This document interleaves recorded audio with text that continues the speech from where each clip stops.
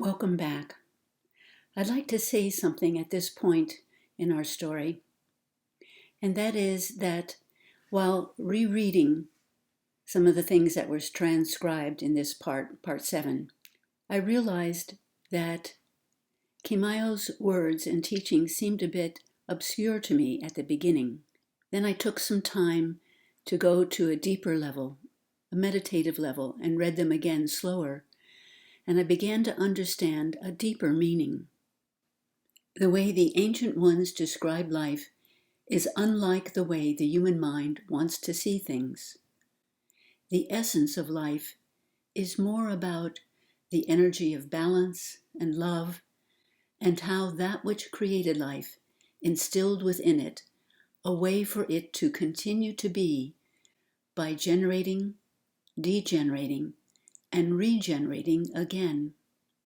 After this section with the ancient teachings, we will get back to the story. May the light within you help you to understand why these words have been transcribed and spoken at this time on earth. And yes, the understanding has been expressed in many ways by many different people throughout centuries. And so we continue. The story from Mu has come to the point where we're going to learn more about the teachings of the ancient ones. And in their native language, the words the ancient one really meant those who saw the Creator in everything. So we begin like this.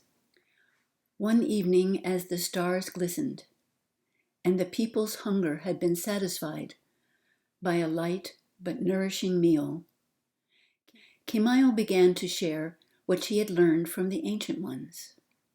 She began. The ancient ones began by explaining the essence of life. There are many stories with symbols of webs and spirals, and all of that is valid. But let me tell you the straightforward way in which the ancient ones presented it to me.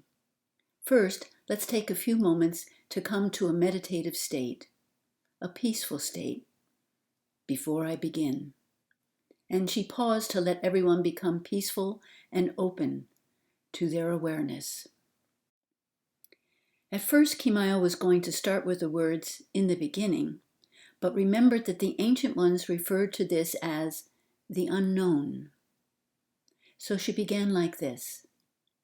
In the unknown, the all, or divine unity, created vibration and particle, or energy and form. That which is unseen and that which is seen. The all changed from just being into exploring beingness and all its possibilities. She paused to let these new concepts sink in. The seed of possibility was within the void, and a disordered movement, seeking to extend itself, was upon the face of the deep. The spirit of life, or the breath of life, moved within the womb of the universe, and the being of beings called energy and form into action. The all saw that the light, or its regenerative power, would continue to balance itself within itself. Then the divine unity separated the light, or expanding regenerative energy, from darkness, or a degenerating energy that was contracting. This is like separating the process of breathing out from breathing in, she explained. They are both part of one breath, but can also be seen as separate experiences. Within all of life, there is that which generates, and that which degenerates, and then that which regenerates again. This is how life continues to be, and to understand these three forces is to understand the essence of life. The Creator does not judge any aspect of life, but sees all as purposeful in the ongoing balance of energy within life. For example, if part of the forest did not degenerate, we would not have a place to walk, she joked, and some of the people followed her and chuckled. However, Keymyu could see that the way the ancients had explained it to her was a bit abstract for most people, so she had to repeat the ideas in many different ways. On another evening, Keymyu continued this way. All that the Creator made was good, and the concept of good means balanced to the ancients. Humans were supposed to be part of the balance in life, but they began to think separately from the Creator, and thus began to do things differently from the way the Creator had originally intended. The law of giving and receiving is part of the law of balance, she continued. For example, the air that we breathe out is the air which plants breathe in. Then the plants transform the air into that which is good for us to breathe in again. If we take care of the plants and trees and all that Mother Earth provides for us, we will be in balance with the law of giving and receiving. But if we destroy too many plants, trees, and creatures of the earth, then we destroy the balance and eventually ourselves. That is why caring for the earth and the environment around us is one of the important jobs we have as human beings. The law of giving and receiving also brings balance in human relationships. If one person takes too much, for example, the other person who gives all the time will become depleted or exhausted and eventually stop giving, and the relationship will die. Two givers create the best relationship if they also know how to receive and then give again to keep the cycle going. Here is another example. A balanced person would not visit a friend's dwelling and expect the friend to provide shelter, food, and so forth without giving something in return. A taker, on the other hand, would be looking for how much they can get for free without having to share anything in return. On the mainland of Mu, the majority of people had forgotten the ancient law of giving and receiving. Some aggressive ones were hoarding supplies and thus created a lack for others. This allowed the aggressive ones to manipulate the others by making the others work for them in order to get food for their families. How many of you can remember a time when we shared what we had so everyone in the community was taken care of and everyone did their fair share of work? Only a handful of people could remember when the people thought in terms of we rather than just me. Keymyu suddenly realized that there was a great deal of unlearning to do before the new understanding could begin. To help review the essence of life, Keymyu began a different way on another evening. Before that, which is called the beginning, the divine unity encompassed all. Being all, that which is called male or female, was united and experienced as one rather than as separate aspects. The realm of separate seeing allows the all to experience diversity and all it can become. The human mind allows the one to experience the uniqueness of each of its aspects. Keymyu closed her eyes to feel the rest as she spoke. To return to the all, the oneness, is a sacred experience. In those precious moments, one feels united with all of life. All judgments and grievances are suspended. They do not exist in oneness. From the viewpoint of the all, every color of skin is like a different hue of the rainbow. Every way of praising the infinite is like the many melodies of the songbirds. Every lesson in life's journey is like another bend in the great river. Who are we to judge the rainbow, the songbirds, or the river's flow? We are but a traveler on a journey of infinite possibilities, and we are the journey and the infinite possibilities. Life is all. We are part of the all, and in sacred moments, we are at one with the all. When Keymyu opened her eyes and looked out at the people, she saw rainbows of color above them. They finally understood, she celebrated, and allowed them to meditate on these words in silence. SunWalker shared with the people on another occasion. He said, "Each morning greet the rising sun with gratitude, and each evening say a blessing toward the setting sun. Before sleeping, review the day and see what lessons you have learned, and thank your teachers. Send blessings and healing energy to everyone and everything in life. Bask in love of the creative spirit and send it forth to help other people open their hearts and minds and souls to the creative energy of divine love.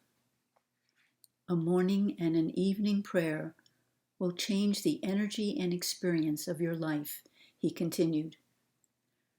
"Rather than give you words to memorize, allow the sincerity of your heart to speak. The creative force of the universe responds to intention of your thoughts, words, and actions. What you give out is what you will receive." Let us meditate and commune as one together, and then I will say a prayer that Sacred One shared with me. We will remain silent for a while after I share this prayer. And he prayed out loud. Our Father, Mother, breath of life in all. As I call your name, my heart opens. Your wisdom is ever present within me, and as I follow your inner guidance, each moment unfolds. Thank you for providing what I need today in this present moment, and thank you for releasing the ties that bind me to the past. For as I allow my heart to return to the state of innocence as you created me, I will see your beauty and joy in everything. Continue to lead me back to your strength and wisdom, so fear will not cause me to make mistakes. For all is a part of your life and your power and your glory as life continues on and on. The hearts and the souls of the people united with this prayer, and they asked SunWalker to say it again so they could repeat it after him. As the people opened more and more to the infinite, the ancient ones were able to touch their hearts so that more love, kindness, and balance radiated in everything they shared together. The people became more aware of how to discern between the fear of the human ego and the peace which comes from inner knowing. One morning, as the people reached the top of a ridge, they all seemed to sigh at once when a golden eagle soared above them. "This is the place," whispered Keymyu to SunWalker in one ear, while Hummingbird was whispering the same thing in the other ear. He burst out laughing and hugged them both. "Yes, I know," he agreed, and before he could say anything, to the people. They all knew. Many began racing down to the valley below, which seemed to glimmer in a morning light. "I need to sit," proclaimed Hummingbird in pain. But everyone around her was already heading down to the valley. "Great Spirit, help me," she cried, as her birthing pains increased. "Everyone has gone down the mountain, and I'm here alone with my son on his way. Help me, please." Keymyu felt the wings of a bird whisk the back of her head as it flew closer than a bird would normally fly. And Many Stars stopped dead in her tracks when a gray wolf suddenly appeared in the middle of the path. Keymyu also saw the wolf and stopped. The crow then whisked against Many Stars' cheek and began flying back up the path that they had taken. The wolf made a quick yelp and then followed the crow up the path. Keymyu and Many Stars caught each other's eyes. "Hummingbird!"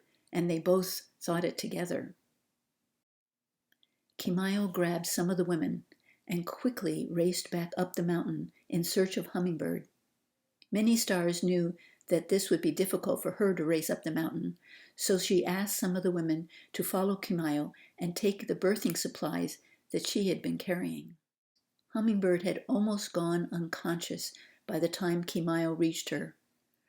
Her son must have been very anxious to face the new world, but fortunately, the birthing process was fast, and the group of women arrived just in time to help. The eagle, which they had seen earlier, continued to circle directly above the birthing. And when the new child arrived, the eagle screeched, the crow squawked, and the wolf howled, which was unusual since this was daytime, not nighttime. All the women looked at each other. Then Grandfather Wind sang through the pine trees above them, and all sorts of sounds of greeting came from the surrounding forest. "The creatures of earth are glad that you're finally here, Crow Wolf," Hummingbird said to her son in her thoughts. "They have been waiting for you to come and help us all get back in balance with the Creator's sacred ways." She snuggled the baby in her arms. "You will always have a crow and a wolf to help you, as they have been helping me. Learn from them, my son. They will share the wisdom of the ancient ways." Wolf and Turtle used the sacred seat again to carry the new mother and her child down to the valley of gleaming light. 2 celebrations took place that evening, one for their new home and the other for the new member of the community. Keymyu shared how the eagle screeched, the crow squawked, and the wolf howled at the birth of their new member. Then Grandfather Wind sang through the tall pines as other creatures of the forest shared greetings to the newborn, she explained. Everyone felt chills of excitement while hearing the story of the birth. Later, all passed by Hummingbird and SunWalker and their new son, giving them blessings and feeling the awe and power of this special occasion. The naming ceremony came soon, since SunWalker already knew that Hummingbird wanted to call her son Crow Wolf. He was in agreement since he had watched how a crow and a wolf had been following them or leading them ever since Hummingbird was first with child. "Thank you, Great Spirit, Creator, and all our ancestors and ancient ones who have been guiding us and protecting us. May our new life in this new place reflect your wisdom and sacred ways," prayed SunWalker, not only that evening, but every evening for a full cycle of the moon.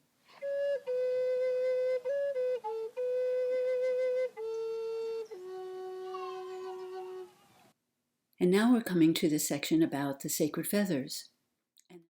And the message of the sacred feathers is, what you give is what you receive. As you recall from the last section, Raven had been tied up but gotten herself free and was returning to the village.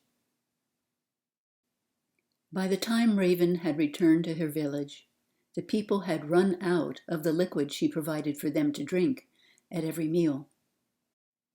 Without this drink, to dull their minds, they began to see what kind of leader Feather Trumpet really was: selfish and arrogant. "How long are we going to tolerate him?" many began to ask. "And Raven is just as bad," others responded. "Let's get rid of them both." A wave of protest began to circulate throughout the village. At the edge of the village, Raven heard these cries of protest and thus decided to sneak back to her dwelling without being seen. Her servants helped her undo the ropes around her wrists and then bathed her and brought her food. "How is Feather Trumpet doing?" she inquired. "His head injury healed, but he seems to be more stormy than ever, especially with all the talk about getting rid of him," replied one of the servants. The village had grown very large. Most of the people had traveled long distances to see the new ceremony and had decided to stay. However, the increase of people caused food shortages. Therefore, fights broke out regularly. Feather Trumpet had enough guards to control a small village, but the number of people in the village now greatly outnumbered his guards and weapons. He could no longer control the people with brute strength and empty promises. "Those feathers were my only hope to control," Feather Trumpet grumbled as he paced back and forth. He was at the top of the great mound, looking out at the mass hysteria brewing below. A servant brought him news that Raven had returned without her men and without the sacred feathers. "Maybe I should sacrifice her to the people," he raged. "That might keep their feeble minds occupied while I escape."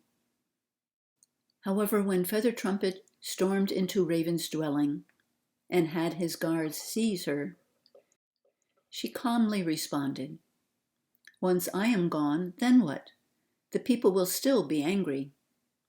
Your only hope is to reclaim the sacred feathers, and I am the only one who knows which way the group went, who took them." She had planned her strategy while returning home. "So if you destroy me, then you destroy all hope of getting the feathers and maintaining control over the people. Let me have a group of guards and supplies, and I will find the feathers and bring them back," Raven concluded. "What kind of a fool do you think I am?" Feather Trumpet scoffed. "You would take those feathers and keep on going. No, if a group is going to retrieve the feathers, then I am going with them to make sure I get them in the end." "Do as you wish," Raven conceded, "but remember that you need me to find them." "I heard where that group was heading," she lied, "and know how to get there." Feather Trumpet eyed her suspiciously, but what other choice did he have? He had no clue how to find the group who took the feathers, and the crowds were becoming more rebellious every moment. He turned to a guard at his right. "Create a figure that looks like me, wearing my feathered headdress," Trumpet ordered. "Have the figure sitting in view of those below the great mound." Then, turning to the guards to his left, he ordered, "Gather as many supplies and weapons as you can. We need to leave right away." Raven hid her smile, but Trumpet turned her around and said, "You better pack for a long journey, Raven. And I would not want to be you if we do not find the people with the feathers." Before long, Raven, Feather Trumpet, and all his guards were on their way, retracing the path Raven had taken on her return home. As they prepared their campsite on the first night, Feather Trumpet asked Raven, "Why do those feathers have so much power?" She replied, Sacred One used to say that it is not so much the feathers which had the power, but the one who used them. Feather Trumpet frowned at what he considered another attempt by Raven to show him that he needed her to control the people. However, Raven had heard Sacred One say those words and was hoping they were not completely accurate. She questioned in her mind, what if the feathers only respond to the rightful heir? Then her quest for them would be in vain. No, that cannot be, she decided. Why would I have had that vision of leading the people with the feathers in my hand? The vision was so real, it has to be true, she concluded. As the moons passed, Raven used all her powers of persuasion and magic to convince Feather Trumpet she was going in the right direction. She pointed to birds flying in a certain direction as a sign, branches broken in a certain way as a sign, lightning flashing in the distance as a sign. All that time she kept hoping that she was correct. Before she was captured and tied up by those people with the feathers, they seemed to be traveling toward the rising sun. She hoped they continued in that direction.